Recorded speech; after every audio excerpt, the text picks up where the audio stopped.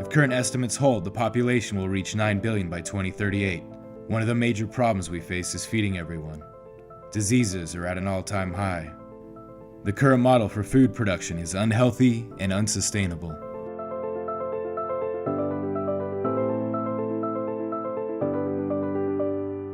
There's got to be a better way. Scientists say that if 14% of the world planted a permaculture garden or some type of garden just in their backyard, we can replenish the entire earth. So we're setting out to find people who are doing things differently. We'll be looking into alternatives to current food practices that are damaging our health and environment. We'll be meeting the chefs, farmers, restaurateurs, and entrepreneurs who are making a difference. And you'll find out just how easy it is for you to become a part of the solution. Check us out on Facebook and Instagram. Hit that like button, subscribe, tell all your friends. We'll be eating the freshest food, meeting amazing people, and seeing what we can do to become a healthier, more environmentally friendly world right here on The Fork and Truth.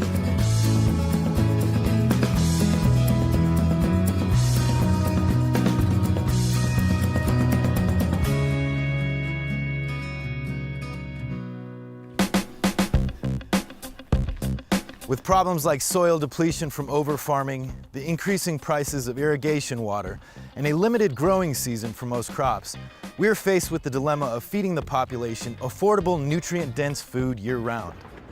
What about the weather conditions we're experiencing? From freezes in the southeast to droughts in California, traditional farming methods are completely at the mercy of these ever-changing climates. So is there a better way?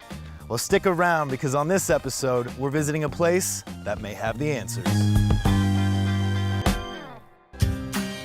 This morning, I am in Richmond Hill, Georgia, walking on the path to Billy's Botanicals, where they have an aquaponics system and greenhouse that is feeding some of the best restaurants in Savannah.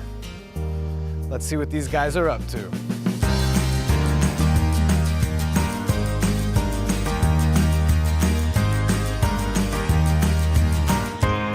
Hey, welcome.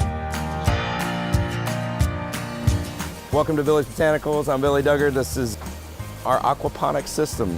And aquaponics is the merger of aquaculture and hydroponics to form a closed-loop recirculation system. Aquaponics is all about the vegetable production, the leafy green production. There's a little bit of water chemistry that goes into it, and fish are part of the equation. There's a beneficial bacteria. There's actually two types of beneficial bacteria that's naturally occurring in water. So the fish just breathing and doing their business in the water create high levels of ammonia. That first beneficial bacteria will eat the ammonia, excrete nitrites. The second one comes along and eats those nitrites, the first one excreted, and excrete nitrates, which the plants use as fertilizer. So the only thing you have to do to keep the system thriving, the plants thriving, is pump ridiculous amount of oxygen into the water. We shoot for about 6 parts per million. That keeps the fish happy, that keeps the root systems of these plants thriving in this super saturated environment. Keep the air temperature at a constant 75 degrees and keep the water temperature at a constant 75 degrees, and we'll ensure a constant product. All of the stuff that we grow started right here in these seed starters. In terms of lettuce, we look at a timeline from sprouting the seeds. So these guys are about 7 days old. Fast forward over here to these guys are about almost 2.5 weeks old. It's a very quick turnaround with leafy greens, especially when you compare that to traditional farming. So see the sprouts over here, this is the next step, introducing them into the system. We actually call it forking. Take a fork, we'll go in, fork it out, bring the root systems in, put it in the net pot, and then it gets introduced into the system like so. They grow in there for anywhere from a week to 3 weeks, depending on the variety, before they're switched out into raft covers that have 45 holes, which then the plants will grow out in. These systems, I've seen old abandoned warehouses turned into these massive food production hubs where they take this same technology and bring it up 2, 3, 4, 5, 10 stories high, where the water is introduced in the top and it just gravity feeds down to the bottom.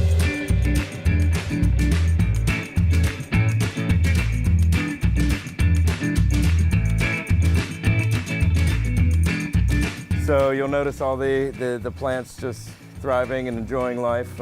We keep a couple of them trimmed down, such as the chard here, to provide restaurants with interesting small options, all the way up to big healthy kale that we let grow to its full potential, so to speak. In the summertime, we kept kale growing continuously at 100 degrees outside, and we've got kale, and everybody's coming to ask us, how in the hell do you have kale? It's hot as hell outside.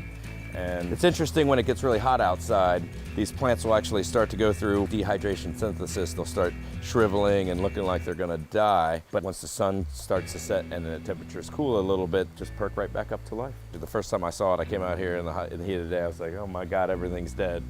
Just had a minor panic attack, went inside, came back out a few hours later, and it was like, ah! You can grow just about anything in an aquaponics system. We've grown everything from leafy greens, tomatoes, peppers, cucumbers, celery, wasabi, spinach, all sorts of deliciousness.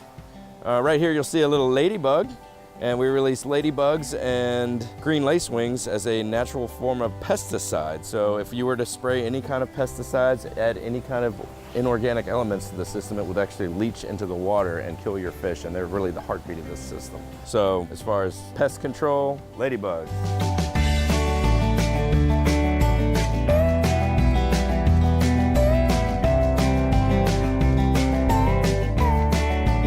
Working with restaurants that share our passion for locally, sustainably produced organic food. The longest one we've been working with is 22 Square in downtown Savannah. That is in the Andaz Hotel. Chef Chris over there has been a wonderful person to network with. We've worked with Chef Lauren, she opened the Atlantic, Chef Mashama Bailey of the Gray, and Chef Tyler Williams and Sean Brock of Husk Savannah. This past Saturday met Chef Brian from Pachi in downtown Savannah. Chef Tony over at Prohibition and Chef CJ over at Prohibition are very interested in what we're doing. So this is the original system we built. It's made 100% out of recycled materials. We did it on an extremely low budget, as you can probably tell. Believe it or not, at one point we had almost 3,000 tilapia in this system, and it was a great educational endeavor. It really brought us up to speed on the fish husbandry side of things. We found the pool at an estate sale that nobody wanted to buy, so the guy gave it to us. We borrowed my great uncle's backhoe, dug a hole, put it in there. We found the big old irrigation pipes and split them in half, filled them with gravel just to, experiment with the systems. This is the gravel bed scenario, and the plants in the greenhouse are in the deep water trough scenario. When the temperatures get cold, the stalks die, the root systems stay intact, and come the warm weather, they'll come right back to life. But we've grown everything out here from huge pepper plants to tomatoes, basil, ginger. We had corn growing in here at one point, but garlic chives. By and large, right now, all we have in here are a couple of goldfish swimming around and a ton of mosquito fish. Any fish will thrive on mosquito larvae, but mosquito fish, that is their preferred diet. A mature mosquito fish can eat upwards of 100 to 150 mosquito larvae a day. It's a mosquito trap. The mosquitoes come around and they're like, hey, this looks like a great place to, lay some eggs, and they do that, and then the mosquito population deteriorates very quickly around here. Not your typical farm. We don't have hundreds of acres of row crops, but we try to keep things as sustainable as possible. The tilapia is by far the most sustainable seafood option that we can offer. However, there's a huge demand for wild-caught local seafood.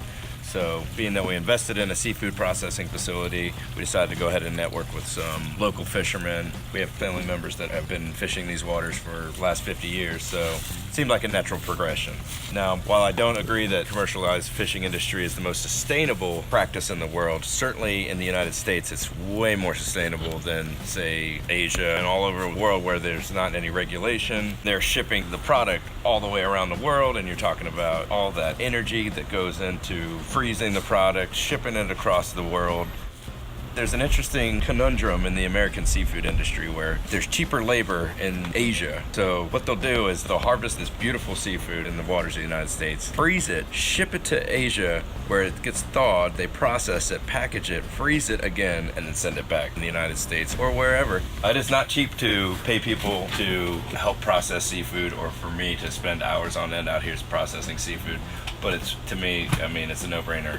Why are you gonna freeze your seafood and send it across the world to get processed when you could do it yourself, save yourself time, money, and energy? So this is a shed that we converted into a seafood processing facility. So some of our product we've got in here. So those are the 5-pound packages that we sell to restaurants. We'll take fresh shrimp and peel and devein them and then package them in these vacuum sealed bags. So that's a pound of peeled and deveined shrimp that we sell at the market for $15.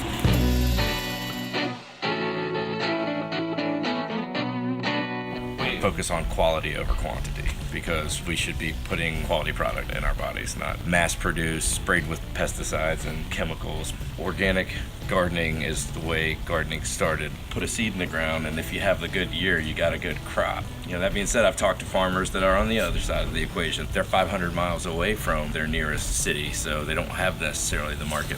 But if you focus on the quality over the quantity will then come.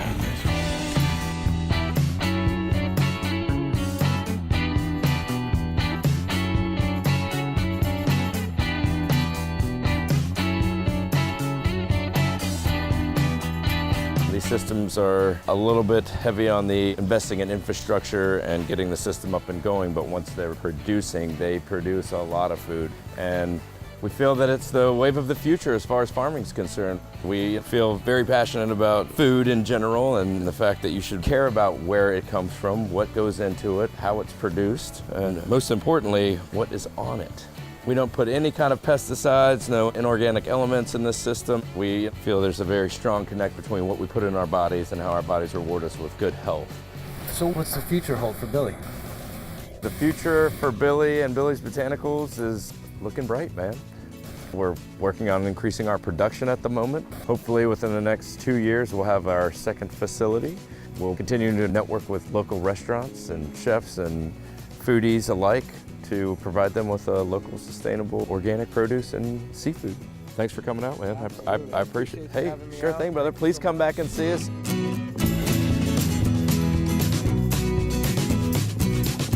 What more can you ask for? Organic food at your fingertips.